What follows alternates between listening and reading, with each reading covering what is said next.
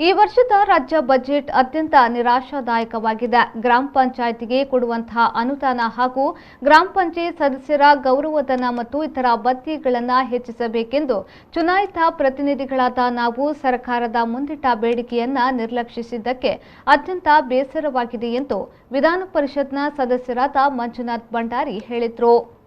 ರಾಷ್ಟ್ರೀಯ ಶಿಕ್ಷಣ ನೀತಿ 2020ರ ಮಾರ್ಗಸೂಚಿಯಂತೆ ಶೈಕ್ಷಣಿಕ ಕ್ಷೇತ್ರದಲ್ಲಿ ಯಾವುದೇ ಮಹತ್ವದ ಘೋಷಣೆಯಾಗಿಲ್ಲ ಹಾಗೂ ಈಗಾಗಲೇ ಇದ್ದ ಸರ್ಕಾರಿ ಕಾಲೇಜುಗಳನ್ನು ನಡೆಸಲು ಸಾಧ್ಯವಾಗದ ಸರ್ಕಾರ ಹಳೆಯ ಸರ್ಕಾರಿ ಇಂಜಿನಿಯರಿಂಗ್ ಕಾಲೇಜುಗಳ ಹೆಸರನ್ನು ಕರ್ನಾಟಕ ಇನ್ಸ್ಟಿಟ್ಯೂಟ್ ಆಫ್ ಟೆಕ್ನಾಲಜಿ ಎಂದು ಮರು ನಾಮಕರಣ ಮಾಡಲು ಹೊರಟ ನಿರ್ಧಾರ ಅತ್ಯಂತ ನಿರಾಶಾದಾಯಕವಾಗಿದೆ.